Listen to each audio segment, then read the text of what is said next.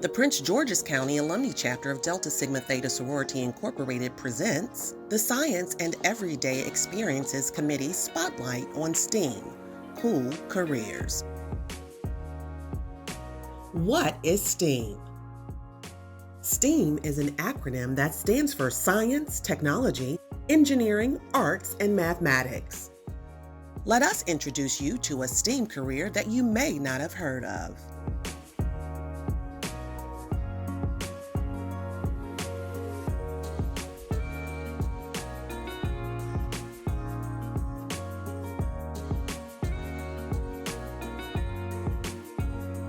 My name is Flagg, physical therapist, athletic trainer, and certified strength and conditioning coach. And currently I serve as the head of rehabilitation for the Washington Mystics WNBA team. I also have my own practice, which is team sports injury consulting, where I work with Olympic athletes and other athletes privately to make sure that they are in good enough health to compete.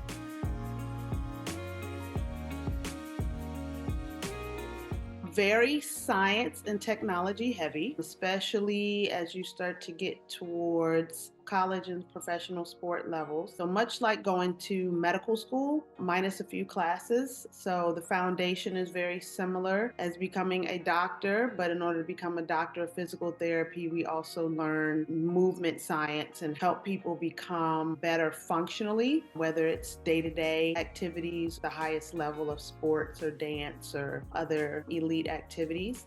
The technology part, we use a lot of data and a lot of tracking, sometimes sensors and other technology to get better insight on those same areas and figure out how we can optimize what the athlete or what the patient needs. We also use a lot of math as well, because that is important when you get into calculating. And I remember being an undergrad and thinking, when am I ever going to use this stuff? But you have to understand, forces and vectors and levers and how somebody's height can affect the activities that you're asking them to do. It may not always be as technical as, measuring and getting exact numbers, but you do have to be able to understand why a gymnast doing an activity may be different than a basketball player doing an activity and how those forces come into play on the different joints. So we may not be learning how to do a surgery necessarily like the doctor would, but our part is what happens after the surgery or what happens after the injury, or even how can we use what we know to prevent some of these disease processes or musculoskeletal dysfunctions from getting any worse.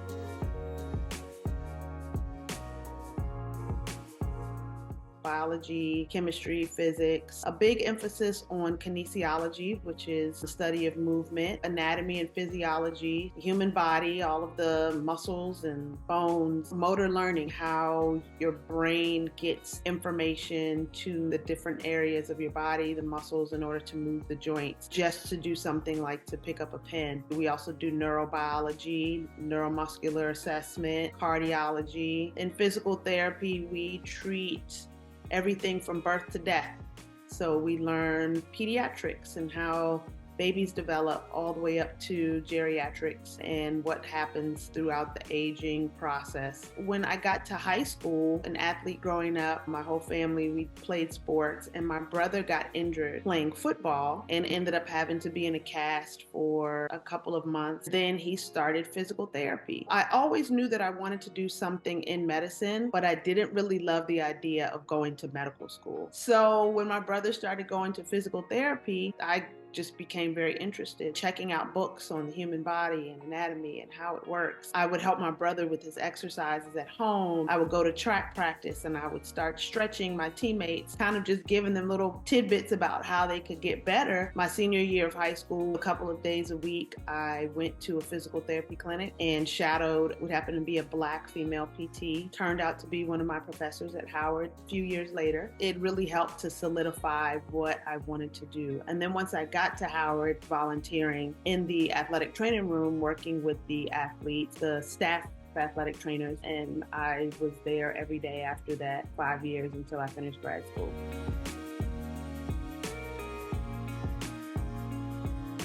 Right now I work for the Washington Mystics, and we are in the same building as the NBA team. So I've been able to meet a lot of NBA players in that way. I've also been able to work with the Alumnae American Dance Theater and tour with them. I've been able to go to the Olympics with one of the athletes that I work with and had the opportunity to be the first at a few things.